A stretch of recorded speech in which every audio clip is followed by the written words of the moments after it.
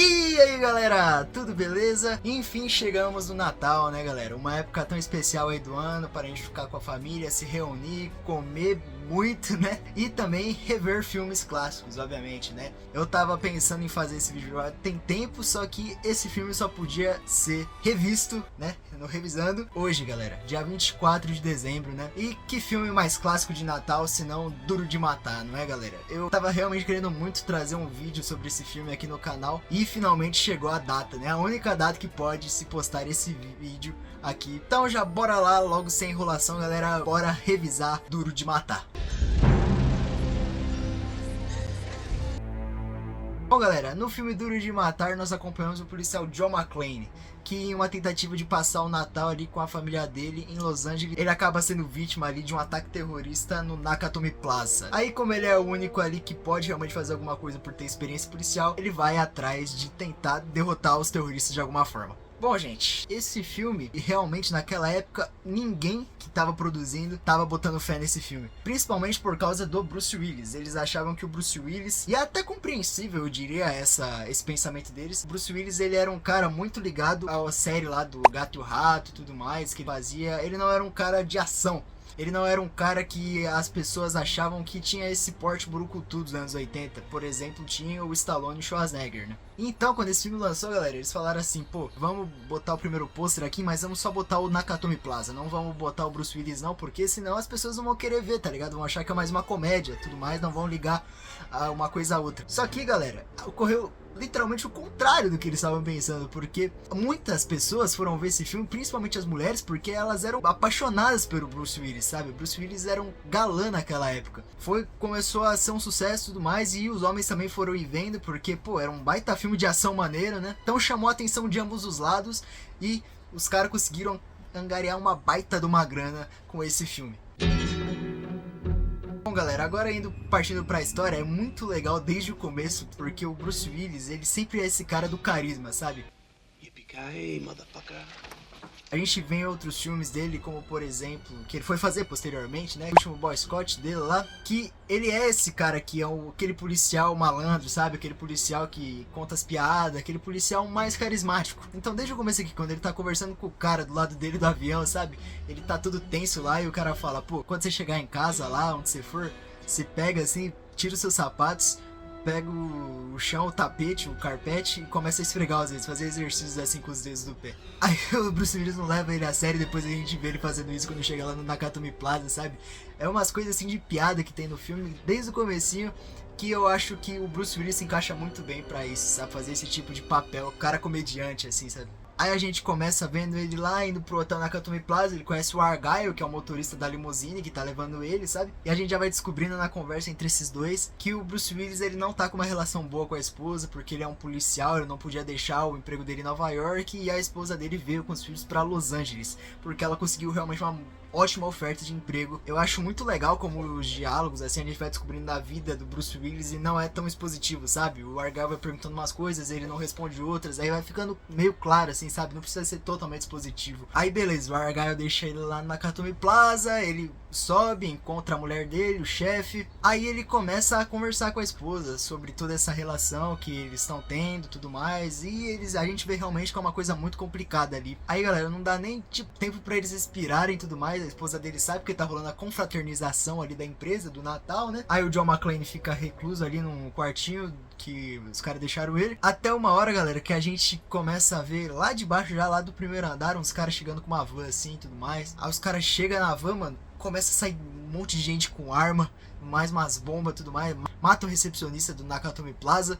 O cara assume o lugar dele e tudo mais. Aí, pá, a gente descobre o cara principal, sabe? A câmera dá o close assim, deixa o cara no meio.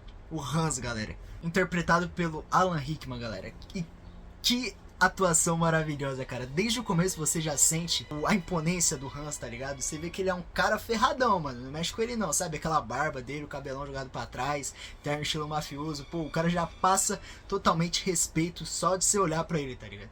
E quando ele fala ainda, gente, Nossa, o cara é realmente muito, muito tenebroso. A gente vê os terroristas tomando controle do prédio totalmente até que eles chegam aonde tava rolando a confraternização da empresa. Aí, galera, todo mundo que tava ali na festa fica apavorado.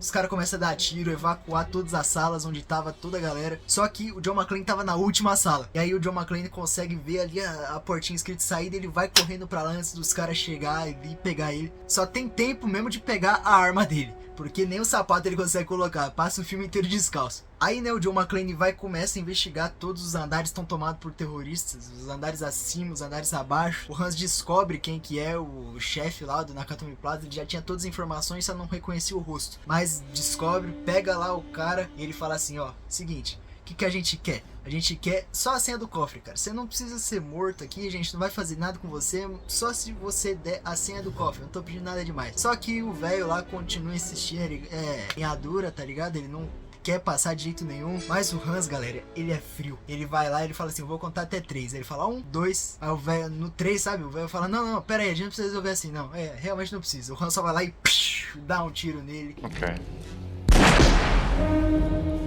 A partir de diante só vai acontecendo um monte de coisa louca, galera. Principalmente pro John McClane. Ele vê essa cena do cara sendo assassinado na frente dele e ele faz um barulho ali meio que sem querer. Os terroristas identificam ele, vai correndo atrás. Um deles, um alemãozão assim, todo grande. Aí o John McClane sai correndo, o cara sai correndo atrás dele. Aí eles têm um embate ali que não sei como o John McClane aguentou, porque o cara deu tanto jogo de parede nele, no John McClane. O cara jogou na parede, jogou na outra, o John McClane lá na chave de braço aqui, não tirava nunca. Até uma hora que os dois rolam da escada assim e o John McClane sai vitorioso da batalha, né? Aí tem uma cena muito legal que ele identifica tudo ali que o terrorista tem, pega pra ele o radinho e tudo mais, né? O talk-talk. Aí ele fala assim, pô, vou mandar esse cara pelo elevador lá pros caras identificar. Aí ele olha assim, um Papai Noel escrito ho ho ho. Aí depois quando o alemãozão chega lá, morto, pros terroristas ver, o Hans só vê lá escrito assim, agora tem uma metralhadora também. Ho, ho, ho. Aí o Hans fica pistola, né? Já começa a mandar os caras investigar lá. Fala pra um outro alemão lá que era irmão desse que o John McClane matou, que agora o irmão dele tá morto, né? Aí ele já fica pistola lá, já começa a caçar o John McClane no prédio inteiro. Aí o John McClane sobe pro terraço, porque agora ele tem um walkie-talkie, né? Ele espera contato com alguém. Só que aí a mulher lá da polícia, ela acha que é trote, porque já tentaram ligar uma vez lá, foi o próprio John McClane, mas aí não deu certo a comunicação. Aí ele liga de novo, ele fica puto pelo rádio e fala, ô caramba, por que vocês acham que eu ia mentir de uma invasão terrorista aqui? Atenção, seja você quem for, este canal é reservado às emergências apenas. Vá pro inferno, acha que eu sou entregador de pizza? A mulher fala, beleza, vamos mandar o cara mais próximo que tiver aí pra investigar. Mandar quem? Manda o segurança lá que dança, tá ligado? Aquele segurança que requebra todo lá. Vocês podem achar que não, mas eu acho igualzinho, galera. O policial, ele se aproxima da Nakatomi Plaza, vê uns brilhinhos lá em cima do terraço, mas acha que é, pô, fogo, sei lá, as pessoas tá estourando, né? Só que não, é o John McClane correndo dos terroristas lá, dando tiro pra caramba nele, ele tentando se livrar também com a metralhadora dele lá, até uma hora que ele se vê encurralado ali, ele não sabe mais pra onde ir, ele pensa numa estratégia que, pô, tem que ter culhão pra fazer, hein? Ele pega a cordinha assim da metralhadora, aí ele tira, faz meio que com uma corda assim, prende a metralhadora assim no posto do elevador, e vai descendo, até uma hora que ele chega perto do duto do elevador. Só que na hora que ele chega perto, assim, a corda estoura, ele não consegue pegar, mas ele cai na de baixo. Aí ele começa, galera, a andar pelo duto. Uma cena que é lendária também, é até a thumbnail desse vídeo aí, porque eu acho que é o take mais icônico de Duro de Matar. Aí ele começa a andar pelo duto, assim, ele começa a ver os caras pela a frechinha do duto. Tem um cara lá, na hora que ele vai pegar o John McClane, assim, ele tá forçando, assim, pra ver se tem um peso em cima, né? Na hora que ele vai pegar o John McClane, acontece que aquele policial chega e, pô, todo mundo fica meio alerta, né? Aí o policial vai, investiga, tudo mais. Tá tudo beleza, caramba, porque o John McClane tava lá trocando bala com os caras. Aí o John McClane consegue matar 2 terroristas. Só que o policial, pô, tá indo embora e tudo mais. E ele fica puto, né? Ele fala, pô, como é que você não notou tudo mais? Eu tô chamando toda a atenção possível. Aí ele fala, pô, não tô chamando toda a atenção possível, não. Ele olha pro cara que ele matou, pega o corpo dele e joga no carro do policial, assim, tá ligado? O cara cai lá todo espatifado. Aí o outro já começa a metralhar pegar o carro do policial, ele começa a dar uma ré desesperada lá. Aí, né, o John McClane finalmente consegue a ajuda da polícia. Quando a polícia chega, eles não ajudam muito não também, porque o John McClane, ele tá lá preso, né, todo ferrado. Ele começa a se comunicar com o Powell, né, que é o gordinho aí que eu falei. Aí ele tá lá, começa a trocar ideia, eles viram amigos, assim, no decorrer do filme. É muito legal de ver essa conversa entre os dois. E a polícia tá tentando invadir o prédio. Só que se eles invadirem o prédio, os caras já estão montando uma barricada lá, tudo mais, sabe? Aqui que o John McClane pensa, pô, tenho que dar um jeito assim. A polícia traz um tanque. A polícia traz um tanque blindado pros caras pra invadir o prédio. Só que os terroristas estão com uns baita de uns míssil gigantesco. Aí que o John McClane pensa, pô, preciso dar um jeito de impedir que a polícia entre, mas também de dar um jeito de impedir os terroristas, né? Aí que ele faz? Ele tava na mochila lá que ele matou o irmão do maluco lá do alemão, um monte de C4, muito explosivo. Ele começa a encaixar C4 assim, pega uma cadeira, uma TV, joga pra cair com todo o peso lá embaixo, né? Aonde tava, no andar que tava os caras com míssil atirando na polícia. Na hora que cai, galera, cai uma baita de uma explosão assim, mano. É muito da hora essa cena também. E aí a polícia começa, pô, não vamos mais entrar, né? Já feriram os policiais e tudo mais. Vamos investigar a situação. Só que aí chega quem? Chega o FBI na parada, tá ligado? E o FBI tá louco também, porque eles começam a falar assim, pô, a gente vai invadir, só que a gente vai invadir isso aí, vamos pousar lá em cima com o avião e tudo mais, vamos invadir o prédio, matamos os terroristas, vai ter umas baixas nos reféns, mas tudo bem, né? O que importa é a maioria. O Hans fica comunicando também com o John McClane, porque eles estão na mesma frequência do walkie-talkie ali, né? Aí ele começa a investigar tudo mais, ele mata, infelizmente, ele mata um dos caras. Aqui o Hans tem tudo um plano lá de negociar com o FBI e tudo mais, só que aí quando o FBI for pousar lá pra resgatar os reféns lá em cima do terraço, eles armaram um monte de C4 embaixo assim, então quando cair o helicóptero com peso vai forçar, vai fazer o que? Explodir tudo, vai dar mó coisa horrorosa, né? Só que nessa hora aí, o Hans também tá lá. Aí os dois eles se encontram assim e um não sabe quem é o outro, sabe? Um pensa que, na real, o Hans sabe que é ele, né? Mas o John McClane não tem certeza ainda que é o Hans. Oferece uma pistola, o John McClane, pra ele.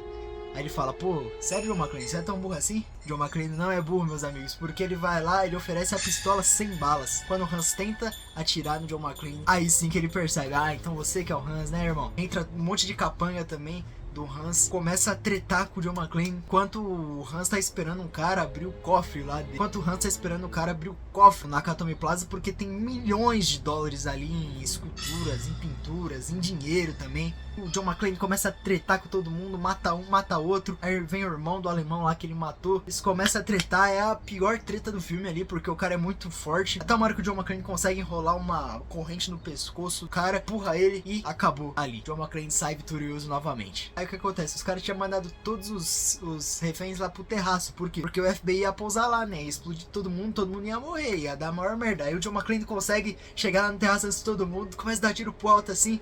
E os policiais que já estavam contra o John McClane, menos o Powell lá, né, que era o cara que tava se comunicando com o John McClane, fica realmente todo mundo contra o John McClane. Fala, pô, esse cara é um terrorista e tudo mais, o FBI fica contra, né, tá atirando aí no meio do terraço, no meio das pessoas. Mas ele tava atirando realmente pra despistar todo mundo, os aviões e as pessoas, mandar as pessoas lá pra baixo, né. Aí o McClane consegue fazer tudo isso, as pessoas voltam lá e ele vai atrás do Hans agora, porque o Hans tá com o quê? Tá com a esposa dele, porque ele descobriu lá que a esposa dele trabalhava num lugar e que ela era esposa do John McClane. O John McClane conta as balas, ele só tem 2 balas que ele pode usar. Quando o McClane chega lá, galera, só tem 2 pessoas ali no cofre, o Hans e mais um capanga dele. E tem toda uma brincadeira no filme também, gente, dele do Hans conversando, né? O Hans fala por ele de vez em quando, pô, você é quem? Quem você acha que você é? Você é o John Wayne, caraca, dos filmes lá? Aí ele fala, o John Wayne não, mas eu gostava mais do outro, tá ligado? Eles começam a se zoar, assim, uma brincadeira mesmo. O John McClane, como sempre, um cara super carismático, né? Mais um americano que viu muitos filmes quando criança. Mais um órfão de uma cultura falida que pensa que é John Wayne. O meu gênero é mais Roy Rogers, sabia? Eu me amarrava naquelas camisas decoradas. Aí tem meio que esse negócio do Velho Oeste, né? Do John Wayne, um cowboy e tudo mais. Ele aparece com uma metralhadora assim, mas aí ele abaixa a metralhadora porque, pô, o Hans tá com a esposa dele, abaixa a metralhadora, mas a pistola tá aqui nas costas. Quando o Hans dá uma brecha, o John McClane vai lá e pum, pum, um tiro em cada um, ele é certeiro. Ele é realmente um cowboy, tá ligado? Aí ele consegue matar o Hans lá, o Hans cai de uma altura gigantesca, salva a esposa, e no final eles conseguem descer tudo, saem livres ali finalmente do Nakatomi Plaza. Ele conhece o Powell, né, ele se identifica, o Powell reconhece ele, é mó da hora. Aí eles saem lá com o Argyle, todo felizão, o Argyle fala, pô, se esse é o Natal deles, não quero nem ver um ano novo, cê é louco. Bom galera, quando o Duro de Matar saiu, foi um sucesso absoluto de críticas, de bilheteria. A bilheteria dele foi de 140 milhões por orçamento de só 28 milhões, e até hoje é um clássico, né galera, do cinema de ação, mas também muitas pessoas sempre assistem esse filme no Natal por ter toda a ambientação natalina, né? Então é isso galera, espero que vocês tenham gostado, muito obrigado aí por ter visto até aqui, deixa o like aí, se inscreve no canal, compartilha pra quem gosta de John McClane e também quem tá no espírito natalino. Espero que vocês todos fiquem muito bem aí esse Natal, esse ano aí, que vocês acompanharam os vídeos aí que eu postei. É isso galera, muito obrigado por tudo, falou, fui!